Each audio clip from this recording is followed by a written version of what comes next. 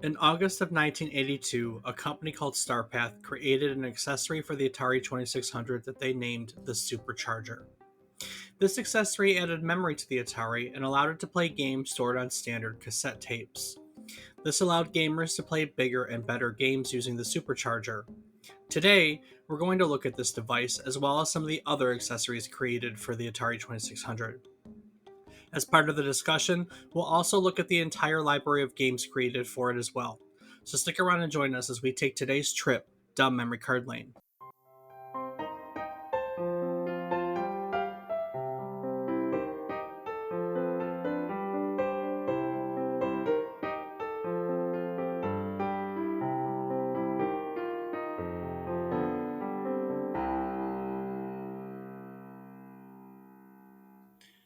Good morning, good afternoon, and good evening. I hope these words find you well. Hello, and welcome to the 153rd episode of our video game history podcast, A Trip Down Memory Card Lane. Each week, we'll tell you a story about one topic relevant to the current week in gaming history. It can be about a game, a console, a person, just one topic somehow relevant to this week in gaming history. Well, teaching you about said topic, we hope to teach you something new about it, what it took the world as its inspiration, or what it gave back to the world in its legacy. Today, we're all going to learn about the Starpath Supercharger, an accessory for the Atari 2600.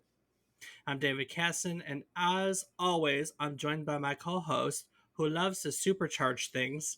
He's my brother, Rob Casson. Rob, what are we souping up this week? Um, I haven't really gotten that far, Dave. Kind of No? just supercharge the world. Supercharge the world? Yeah, How does one that's the goal. supercharge the world? It's a complicated process. We're still working out the math. There's still a few things to figure out here and there. Theoretical math. Got it. Yeah. Got it. Got it. Got it. Well, what you been playing this week? Well, Dave, this week has seen some RuneScape, some Rocket League, some Construction Simulator. I don't think there's been anything else. So, yeah. How about yourself? Rocket League. Fair enough. I don't know if I've played it. I'm thinking. I am thinking. I don't believe I have played anything else this week. Well, we're always going to have those weeks, especially when there's a lot going on in the houses. Mm-hmm. But it's been some good Rocket League at least. That goes for one of us. Yeah, it was a sweaty and rough night last night. Oh, That, yes. that wasn't just you. That was for all of us. That was definitely for all of us. So yes, Starpath Supercharger sounds fancy schmancy. It definitely does. Is it And though? I have no idea. I guess we're going to learn all about it, but I definitely got to say that it's not something that's ever come across my path before. Get it, get it, get it. The Ah, Starpath. yeah, there you go. You're getting it. So in June of 1981, Alan Bailey, Robert Brown, and Craig Nelson founded the Arcadia Corporation. Now that's Craig Nelson and not Craig T. Nelson. Don't confuse him with the famous actor. And I say famous actor. Do you even know who Craig T. Nelson is? It's a very familiar name, but I couldn't tell you what they've been in. Uh-huh. Okay, cool. Cool beans. Just dated myself again. All right. Well, these three dudes founded the Arcadia Corporation.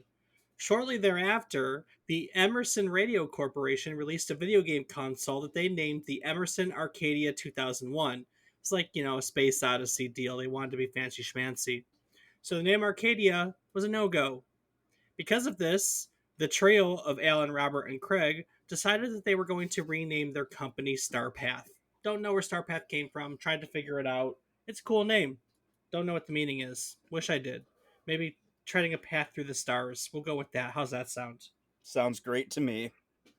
Starpath's only claim to fame is an accessory that they've created for the Atari 2600 home video game console. Now, this accessory in today's topic is called the Starpath Supercharger.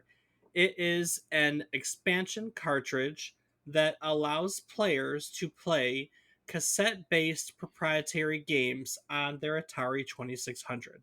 It, I was going to make a reference here to the Game Genie, but I think we've talked about the fact that you have no clue what the Game Genie is either. So, Is that like the Game Shark? yes, but for the Nintendo. Well, then I know Yeah. about it. Oh, you don't really know what it looks like, though, do you? That's a fair point. No, I Okay. would imagine it's something to do like the GameCube adapter for Game Boy Advance games, where it's just this thing goes on it, just attaches to the console. So basically, the Starpath Supercharger looks like a long cartridge. It has a handle on the end, and coming out of it is a long cable with a headphone jack that could be plugged into the earphone jack of any standard cassette player. And this means that Superpath games are loaded from standard cassette cartridges.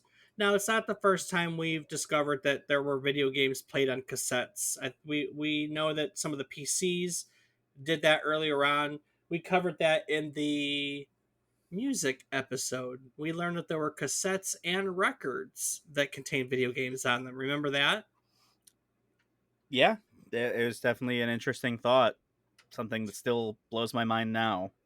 And it's the same concept in both cases. There's always a cable that gets plugged into the into the device through the earphone or headphone jack, and that's how it transfers data from said storage medium, cassette or record, over to the device. In this case, it's cassettes. The biggest improvement that the Supercharger made was that it added 6 kilobytes to the Atari's 128 bytes of RAM. So this Ooh. means that the Atari went from 128 bytes of memory to 6,272 bytes of memory. Pretty big jump. It's a pretty big jump. It basically made the memory increase like 19 fold.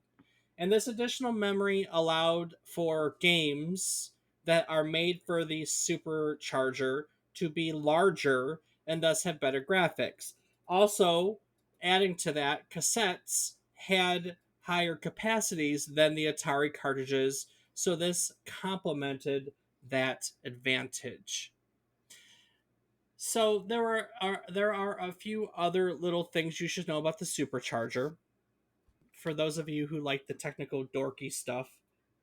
Despite the fact that the Atari 7800 was backwards compatible with Atari 2600 cartridges, this accessory does not work on the Atari 7800. It has to do with a chip that they added to that chipset to make a single game work. It managed to lock this thing out.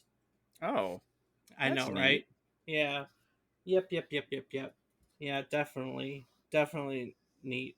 Um It does, however, work on the Atari 2600, the Atari 2600 Junior, which was a smaller, cheaper form factor Atari that resembled the 7800, and it also works on the Sears Video Arcade, which was a Sears branded Atari console. So if you have any of those, you can purchase a Starpath Supercharger and it would work just fine. Also, the ColecoVision has an accessory that allows you to play 2600 cartridges on it. It doesn't normally fit the ColecoVision because of its size, but if you called Starpath and let them know you were having that issue, they would send you an extender at no charge that would basically allow it to clear the issue that the size affected, and then you could actually use your supercharger with your ColecoVision. Couple little fun facts. Well, what if I've run into this issue now? Are they gonna still send me one, Dave? No, no, and I couldn't Oh, find any online. Actually, I went to go look for a Star Path, and nope, no such luck. damn.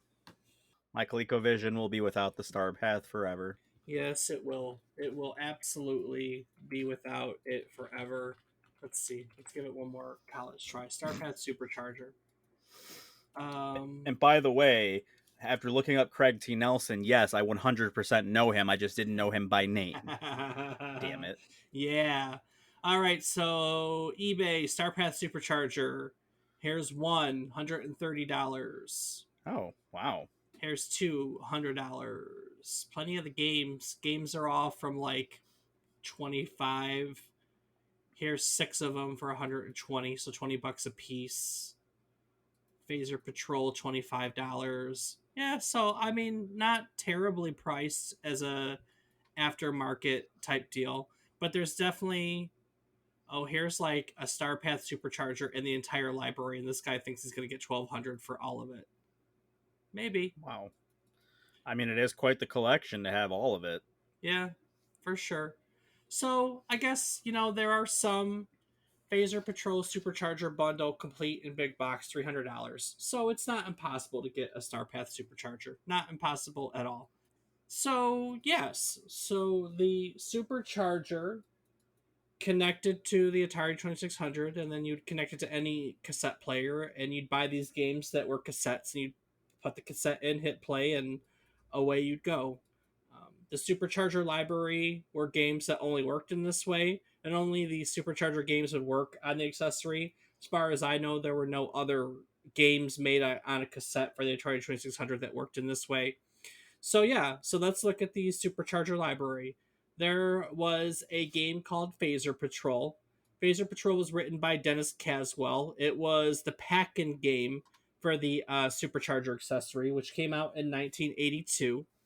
And basically, this is just a game that simulates space combat, in which the player pilots a ship to destroy invaders. So it's kind of like Space Invaders, except they called it Phaser Patrol. It looks a little different. It's a little different. Has better graphics. Has better graphics. It was a simulation. Its high graphics were praised, high resolution. I mean, we know that that was the benefit to all these games. With all that memory, they could look a lot better than they were used to. And in fact, this game was runner up in the category of Best Video Game Audiovisual Effects at the 4th Annual Archie Awards. What are the Archie Awards, you ask? Yes. What are the Archie Awards? Electronic Games was a magazine that was published from 1981 to 1997. And every year they had the Arcade Awards, which are also known as the Archie Awards, which, as far as we know, was the first Game of the Year awards ceremony. Oh, neat. So yeah, That is definitely a pretty cool little thing there. yep, there you go. So Phaser Control was runner up for best video game audio visual. All right, Rob. There was a game on the Starpath Supercharger called Communist Mutants from Space.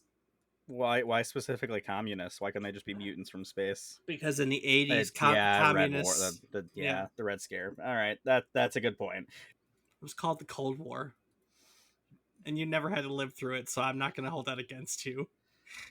Well, it was the red. We were against the Russians, but it was definitely called the Cold War. The Cold War, the Iron Curtain. Yes, Dave, I learned about it all. I just misspoke I because learned I'm about exhausted. I learned about it in history class. Yeah, I know. Me too. I think. Yeah, you did. Yeah, I did. History class on my stone tablet. Yeah. So, Communist Mutants from Space was a fixed shooter.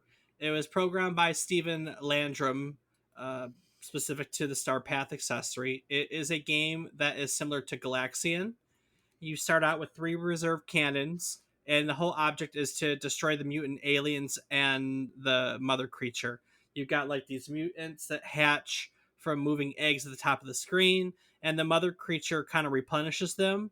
So basically, you got to focus on the mother creature and kill it. Otherwise, she'll just keep replenishing the eggs, and then you take it all down to move on to the next wave. If a mutant or a bomb thrown by any of them comes in contact with you, you're destroyed, you lose a life, so on and so forth. Had all these changes you could make to it. It had a shield option where you could toggle a shield that would let you become invincible for once per level for a second. There was a time warp that would slow down enemies. You could change a type of shot to penetrating fire, so it would go through one enemy and hit a second one. And there was like a guided fire option in which you could move the shot after you shot it instead of it just going in a straight line. So that was pretty cool. And this was a multiplayer game. You could play up to 4 people on it. Players 1 and 3 would use one controller, and 2 and 4 would share the other controller because the Atari only had two controller slots. So I think you would just take turns. You die and take turns, Right, that would make sense. I mean, I feel like we've done that a lot on even single player games. Yep. That was the thing back then. There was a game called Fireball, which was a Breakout clone developed by Starpath. It's similar to Breakout. You use a ball to break up walls made of bricks, and when you hit the bricks with the ball, the shape of the walls change. It differs from Breakout though. So in Breakout, you have that like platform at the bottom, which is kind of like a bat. But in this one, the platform is an animated juggler who can catch and throw the ball at bricks, which is kind of unique. Okay. Also, you can keep up to 6 fireballs in the air at any one time instead of just one. So you got to literally juggle your balls. Giggle Hmm. giggle. I didn't say gargle. I said jiggle. Wait, god damn it. I said juggle.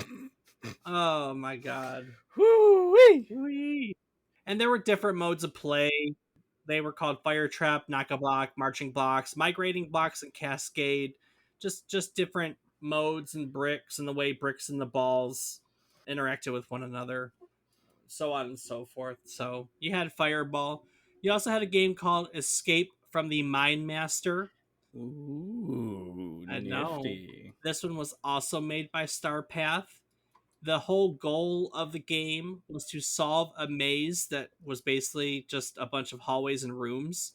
The rooms were empty. They could have puzzle pegs. They could have a bonus game that allowed you to collect more points. The puzzle pegs were basically like keys. They were shapes. So as you went through the maze, there'd be like a wall or a door that had a circle, and you had to find a circle puzzle peg to go through that door.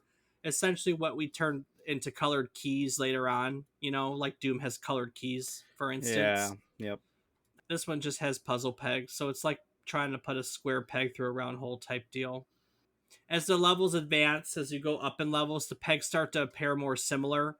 So basically, they would be similar shapes, but with tiny differences to make it more difficult. Also, the pegs were placed differently. They were randomly placed throughout the maze every time you restarted the maze, so it wasn't the same. You couldn't memorize the maze and where the pegs were and just zoom through it. It was randomly generated, which is kind of cool. Hmm. Now, in case that didn't sound hard enough, there's also an alien stalker that roams the maze, and if you get too close to him, he will kick you back to the start of the maze.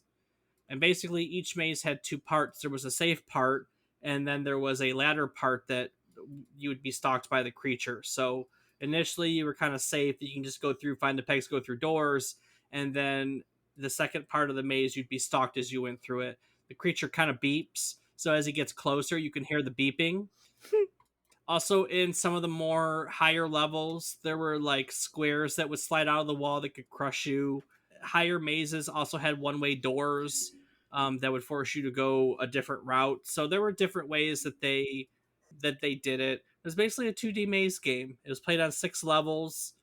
These are the kind of games that, by today's standards, they have absolutely terrible graphics. But back then, if you had seen the movie Alien and you were, into video games, it would have been absolutely frightening to hear that beeping noise. And the thing of it is like it was quiet to loud. We didn't have directional sound back then, so it's not like you can go, "Oh crap, he's back and to the left of me." All you knew was that he was close or far, and you kind of had to decide. You kind of had to decide where he was and what you were going to do. You know what I mean? Yeah, but I definitely feel like it's one of those cases of like, could you get that confused with the watch that you have stuck somewhere in your house and you can't find, and every couple hours just keeps going off because of that alarm? And it's like the game of cat and mouse to find it. Like the alien is your watch, but it's trying to find you. And when you cleared the final level of the game, when you got past level 6, fireworks would Firewalks fireworks would go off. Do you know when else fireworks go off, Rob? wins that, Dave. Ah, every time we use Zencaster to produce another episode of our podcast. Are you a content creator, podcaster, or remote collaborator looking for the perfect recording solution? Look no further. Introducing Zencaster, the ultimate podcasting tool that will revolutionize your recording experience.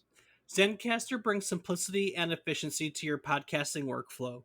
Say goodbye to the hassles of complicated setups and the nightmare of lost recordings. With Zencaster, you can effortlessly record high quality audio from multiple guests no matter where they are in the world.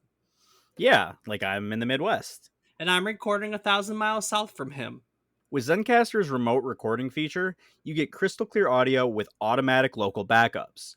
Plus, it captures each guest's audio track individually, so you can edit, mix, and enhance them separately in post production. No more worrying about overlapping voices or audio glitches. And if you don't want to do post production, Zencaster offers automatic post production features like noise reduction and echo cancellation, which saves you time and energy, frankly, ensuring that your podcast sounds professional every single time. Dave used to spend hours editing up background noise and echo, but Zencaster does it all for him now. It's a real game changer, he says. And here's the best part: Zencaster offers both free and premium plans to suit your needs. Their premium plan unlocks some cool additional features like multi track editing. You get more cloud backups, higher quality recording, higher quality video recording. You also get access to a soundboard that allows you to become more efficient with your recording time.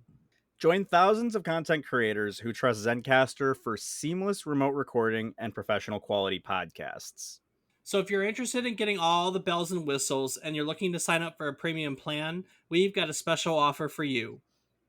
Go to zencaster.com/pricing and use offer code Memory Card Lane, all one word, to get 30% off of your first month of any premium hosting plan. That's zencastr.com/pricing and use the code. You know it. It's our website too, Memory Card Lane, to get this great offer and start creating your own content today. And speaking of content, Rob, there were plenty more games in the Supercharger library. Probably the best known one is a game called Dragonstomper. That sounds interesting, doesn't it? Yes. I mean, at first I thought you were going to say Dragon Romper, but Stomper sounds much cooler. Or Waffle Stomper. No, please, for the love of God, no. God, cursed images of the internet. For whoever's listening that doesn't know that reference, please, for the love of God, do not look it up. Or Just do do look it not. up. Do Just look it do up. not. Waffle No. Stomp, Waffle Stomp. No, please. I'll spare yourself. So Dragon Stomper is a video game. It was developed by Stephen Landrum. He developed a lot of the Starpath library, and it follows the adventures of a dragon hunter who is given a quest by the king to defeat a dragon and reclaim a magical amulet that was stolen. What kind of amulet? A magical amulet. What's so magic about it? I don't know. Beats me. Clearly wasn't magical enough to stop the dragon from taking it. I actually do know what it was. I'll let you know. Okay. It can subdue a dragon. Oh. Well, not very well if he could touch it. I mean, it subdues a dragon. That's pretty awesome. Hey, the dragon stole it, though. That's true. But we're going to get it back. You got to make your way all over the countryside, defeat all these enemies. You got to get gold and experience to get stronger and better weapons. And then once you're strong enough, there's basically a shop in a village that you can hire soldiers or get special scrolls that will let you go against the dragon. You know, it's like a So, an RPG. yeah, it's a sword and sorcery themed world. It's exactly what it is. It's an RPG. It's very much based on Dungeons and Dragons. And basically, like the king once ruled peacefully. There was a druid that enchanted an amulet that could subdue a dragon, and they took it to a dragon's cave to subdue said dragon, and they got their butts whooped still, and the amulet is now in the hands of the dragon, which increased its power, had the opposite effect. Oh, so they didn't get stolen. They actually just got, and the Yeah, amulet was kept as a reward for the dragon who played the RPG better. that's right. So instead of making them stronger, it made the dragons stronger. Hell yeah. This actually sounds like a pretty awesome game. And Like, then the dragons like, forget you fools. I'm stronger than everyone. I'm gonna ravish the land. So he, makes crops die, creates all these savage creatures that start vandalizing villages and so on and so forth. Kills all the king's knights. The dragon's warriors kill all the king's knights, and so somehow that I'm not sure of, the Dragon Stomper becomes the only person who can basically save the kingdom. and he travels the countryside, gets stronger, and prepares himself to battle the dragon. And there were different ways that you could defeat the dragon that were all pretty cool. Yeah, this actually sounds like a pretty dope concept. Like, I feel like if they made a modern version of this, I'd totally be about it. So this game took several months to develop, and it, as you said, was a role playing game. It was designed because they felt that the library had no real role playing game. They felt actually that the Atari 2600 had no real role playing game, so they made this. And little fun fact: this game and all the others, the whole Starpath library was all developed on Apple II computers. Oh, Yeah, pretty cool. I guess I never really thought of that. You'd have to develop a game somewhere for it to be transferred to a console. Ah, Rob, you don't think a lot.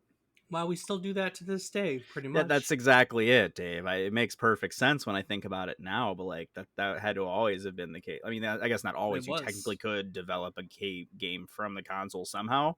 I don't feel like you could. You'd have to do it from the computer because you have to code everything. They made they made programs that would allow you, like Game Maker and RPG Maker, that would let you make games on there. There are not like full-fledged games in the traditional sense, but there were always games made that let you, like, quote unquote make games. Like PlayStation has that cool stick bag boy. What's it called? What?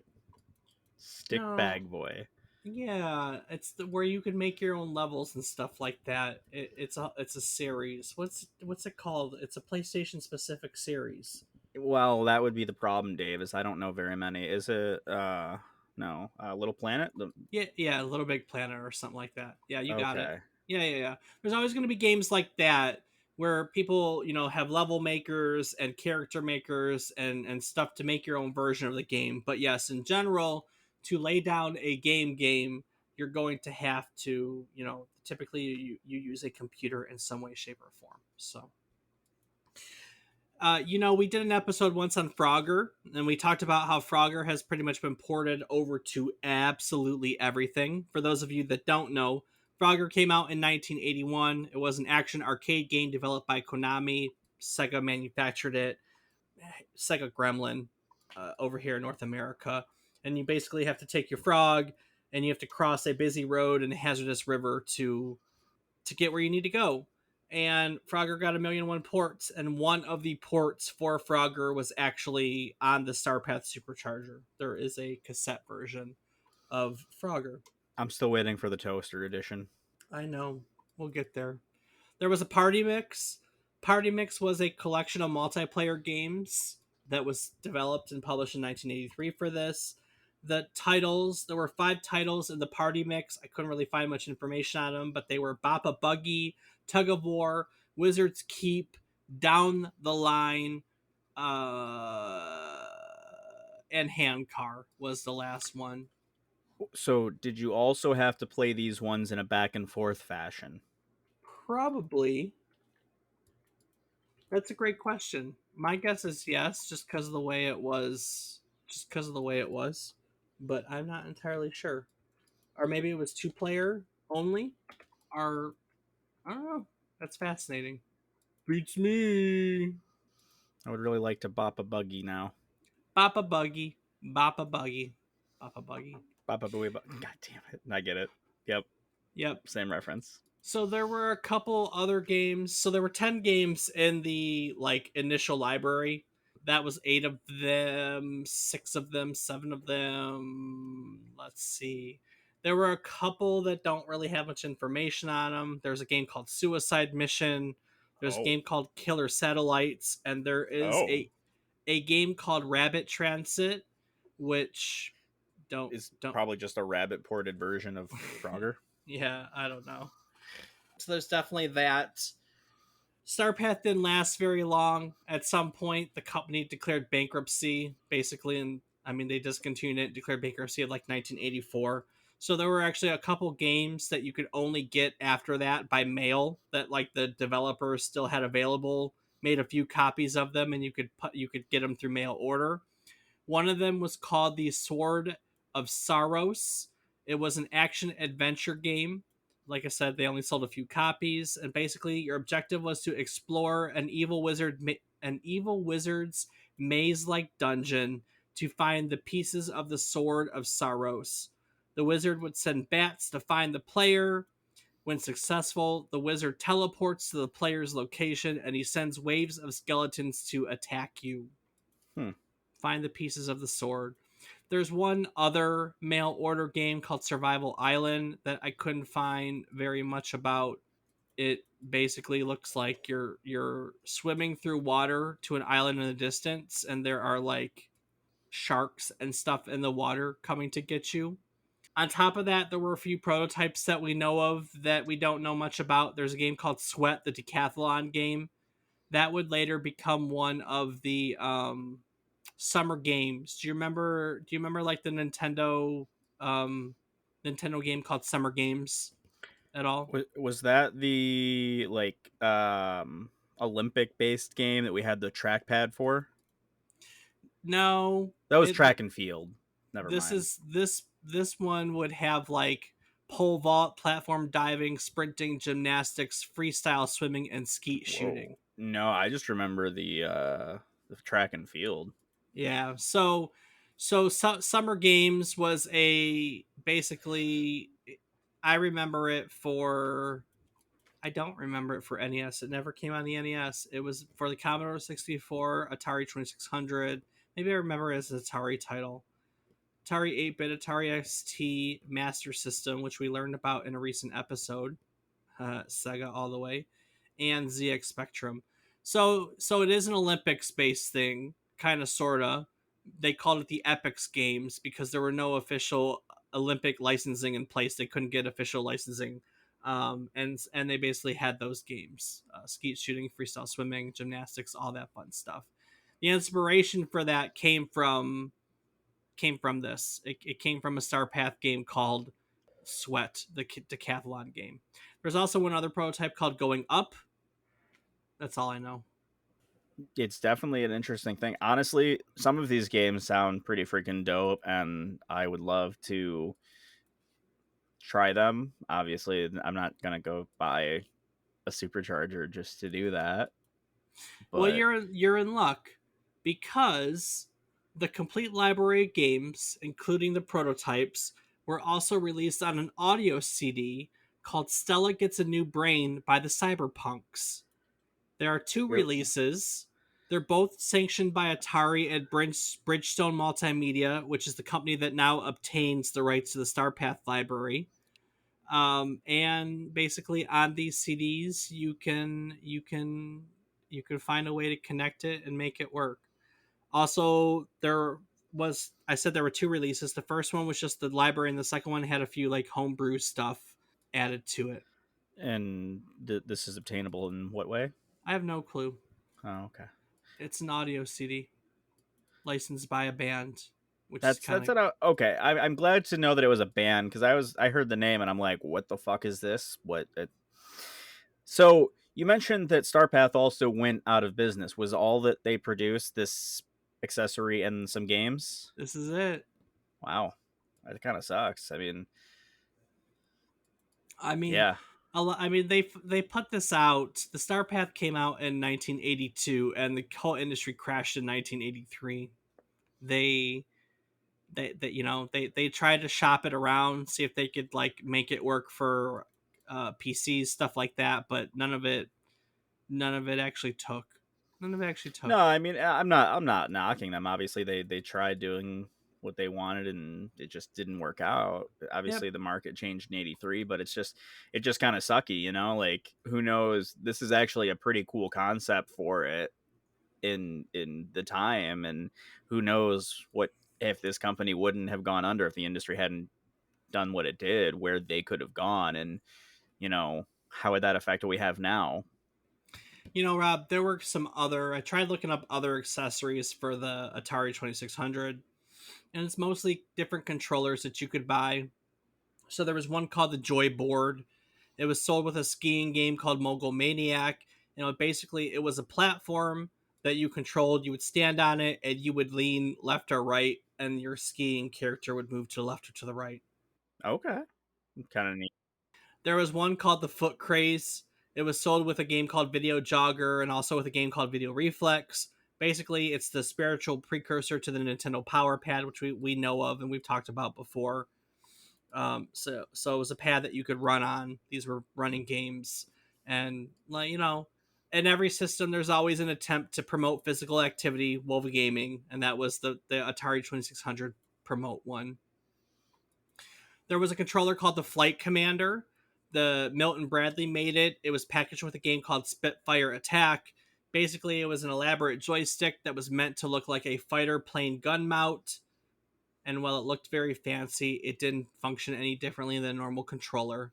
I don't know. It sounds like a cool concept, but when you say it functioned like a normal controller, that makes me wonder, like, was there anything special? Like, would it really have been that different than just using a controller? No. I mean, other than the fact that it looked cool and you Fair could use enough. your imagination. There you go. Yeah. What is that? I know we are spoiled nowadays. Milton Bradley also made something called the Cosmic Command Controller. It came with the game called Survival Run. Basically, it looks like a futuristic computer screen with handles. It was their version of a future space age controller. It may look fancy, but it was also just a normal controller. And then there's one more accessory. I know we've talked about this before.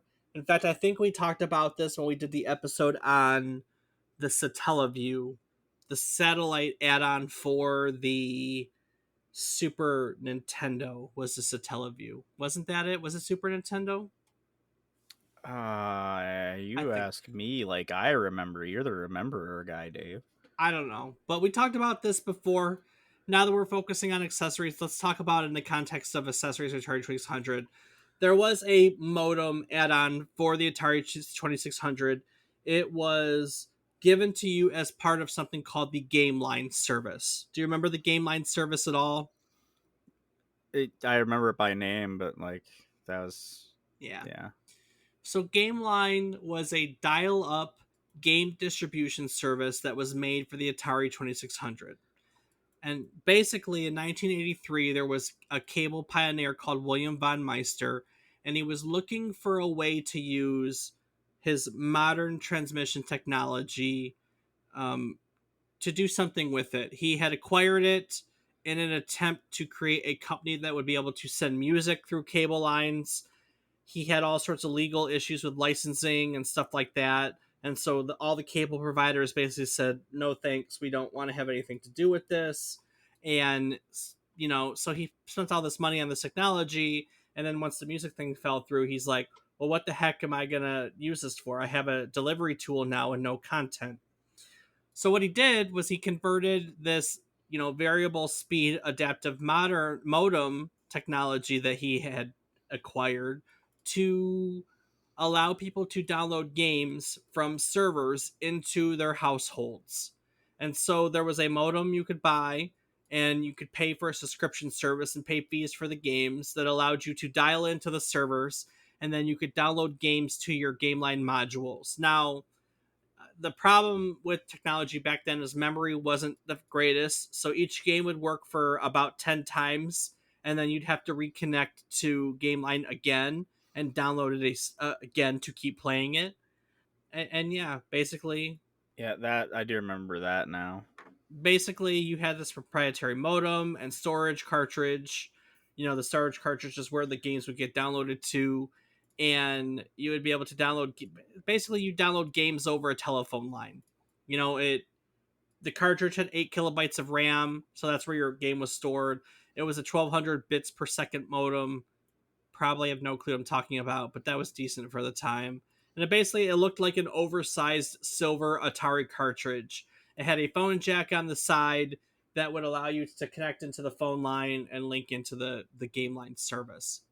When they designed GameLine, their vision was that it wouldn't just be games. They also had all these other ideas like Newsline for news, Stockline for stock quotes, Sportline for sports reporting and scores, Mail Line for email, Bank Line for online banking, Opinion Line for online forums, and they also wanted to include all this other stuff in something called Info Line, like airline schedules, horoscopes, classified ads. Their idea was to have this whole service that you could connect to, but they never got it off the ground. They got the games going, and this was just like the Starpath Supercharger, really affected by the video game crash in 1983. So before they could get anything else but the game service itself working, they went bankrupt and kaput. It's said though that Stockline and Sportsline were pretty much complete when they had to shut everything down. Um, so someone made them. We just never got to use it. And that's on the same point right there, Dave. I mean, honestly, something like that sounds to me like a crazy version of like the original Xbox market, like Xbox Live Marketplace thing. Like, Well, you're right. It really just goes to show you is that like I remember when Xbox Live came out, and we thought it was revolutionary. And I remember when Half-Life came out and Steam was attached to it, and we thought it was revolutionary. And there's all these things that were like, oh my god, that's cool, new technology. It wasn't new technology. Just someone took old technology and they made it better. And that's kind of what the whole industry is, to be honest with you. If you think about it, we take old technology and we make things better, that's continuously. engineering in a Yeah, nutshell. that's true. You're right about that. But it's just it's crazy to me to think like just you could download it through a cable or phone line. Yeah, I know. The fact that we did that regularly, that we had dial-up internet was, I mean, I remember racing with other people on NASCAR, like the original NASCAR game with a dial-up modem. And I thought it was the coolest thing ever because it's one of the earliest things I can remember playing against other people online from the comfort of my own home. And now look at us, like that's the primary way to play games for so many people. Oh, absolutely. No, it's times are definitely different. It's pretty awesome. The GameLine library had about 75 games in it. They were well-known Atari titles. Airlock, Alien, Bake Heist, Cosmic Arc was in there. Demon Attack, Fast Food, Gangster Alley, MASH, Polaris, Riddle of the Sphinx, Star Gunner, World Zapper, just a few. There were a lot of the Atari 2600 library. It was Makes sense. definitely a technology that was ahead of its time.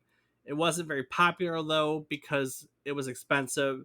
You had to pay $60 for the hardware, which was a lot of money back in the early 80s.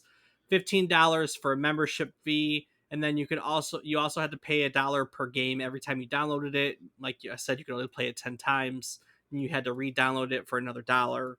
Okay, so yeah, even by today's standards, that is expensive. It genuinely is. Yes. Yeah, if we could only play a game 10 times, we had to pay $1 every time. People would just literally burn the service down.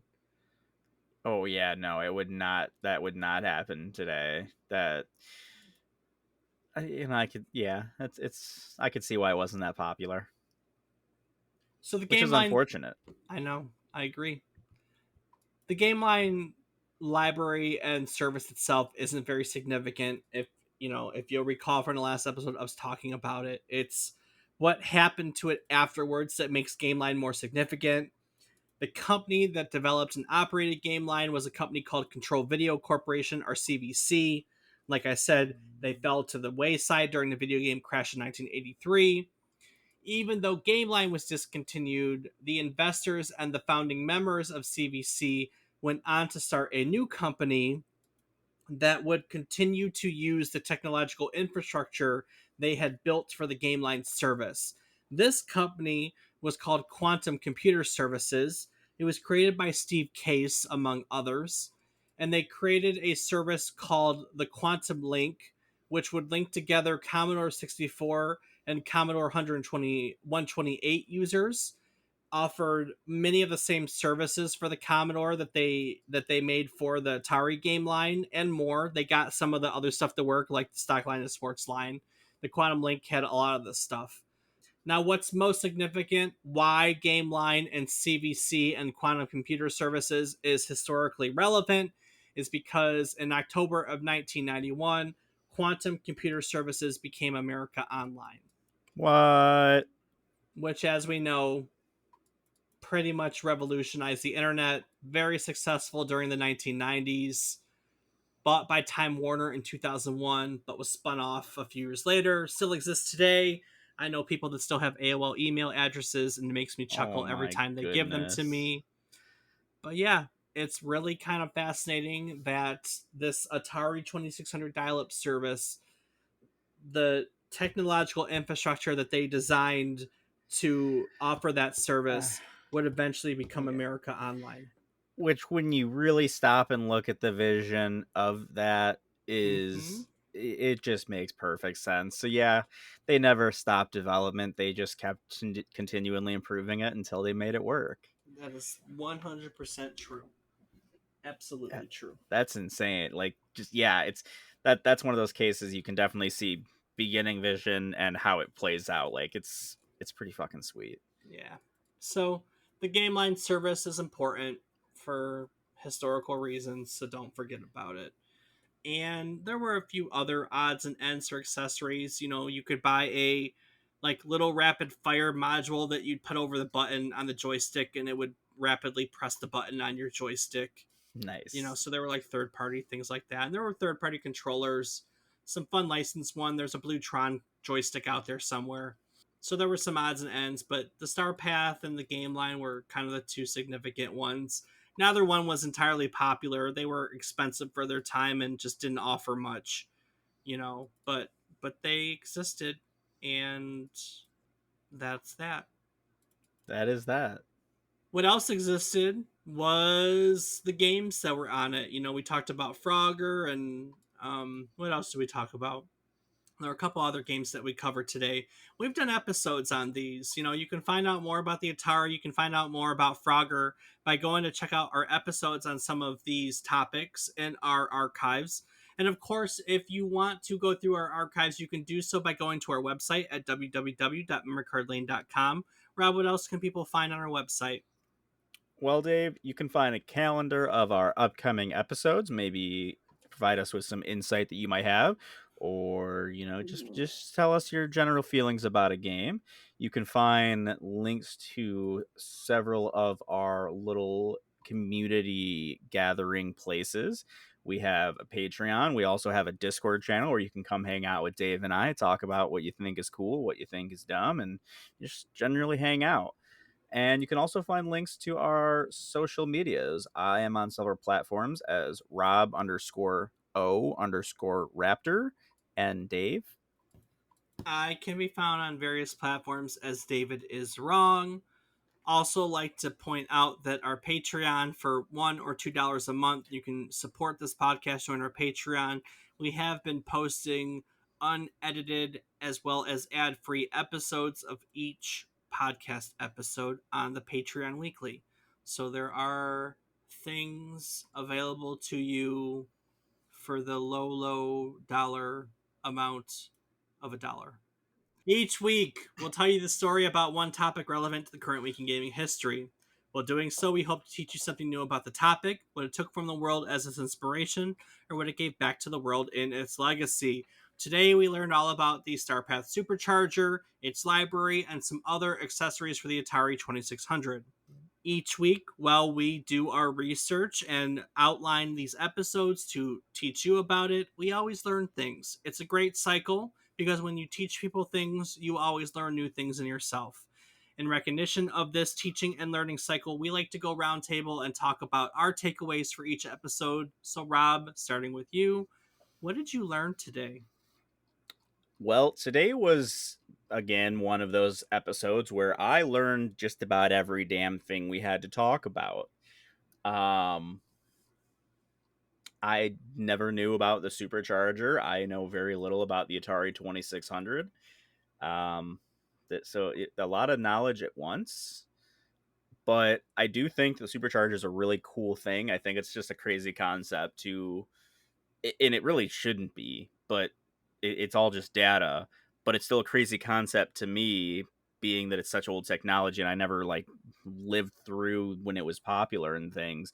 Like, you could play a video game off of a cassette, like what you would normally listen to music off of.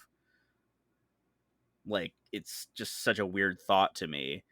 Um, yeah, I don't know. It's shocking. Like, just it makes sense. I get it, but just thinking about it, it's like, wow, that's a weird thought.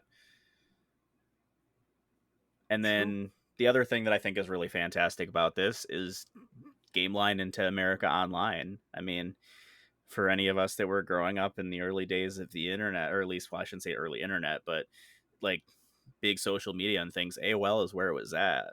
Those chat rooms were where you learned about life. Yeah. Yeah. We'll go with that. uh Fun times. So those are my big takeaways, Dave. Cassettes being able to play games in America Online chat rooms. What about you? The Supercharger was new for me. I honestly didn't know it existed before I tripped on it and did this episode, and it's always fun to trip on things and learn new Unless you fall things. down and get hurt. Nah, even that, because you learn from that too, I guess. I don't know.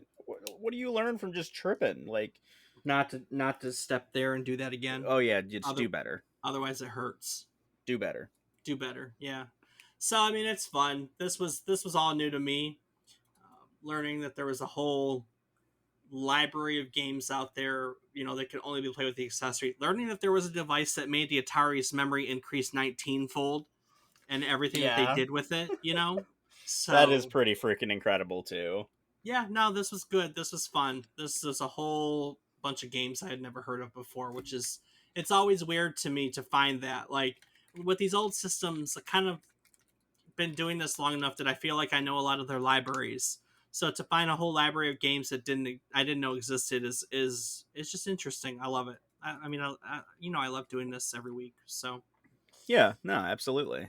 It's definitely. I mean, even for me who doesn't know any of this, it's always cool to hear about these little niche things that, hey, these could have revolutionized the way that video game industry built out. yep. All right, Rob. Well, that'll do it for the Supercharge Starpath Supercharger. We're just gonna go with that one, the Starpath Supercharger, and I will take it to next week. But before I do so, what would you like to add to today's episode? Well, Dave, as always, I do have to take a quick moment to say thank you so much to all of our listeners. It means the world to us that you listen week in, week out, or pop in once in a while and miss a few episodes here and there. Whatever it is, we don't really mind. But it's great to hear from you. We love to know your feedback. We appreciate everything about it. It's a lot of fun. And just thanks for coming along. Very true. Very, very true. Thanks to everyone who listens. We appreciate your support. It's great, honestly. All right, on that note, we're going to look ahead to next week. Next week, we're going to be looking at a game that lets you play out your fantasy of being a photojournalist in the middle of a zombie outbreak. Armed only with your camera, your job is to document one of the biggest news stories in history. And you can pick up things to beat the crap out of zombies. Yeah. Yeah. Released in August of 2006, Dead Rising started a series that now has multiple games, multiple remakes, and multiple films. So stick around and join us next week as we frame the perfect photo on yet another trip down memory card lane. Do the thing. Dibby-dim-dum-dum-dum, boo-doo.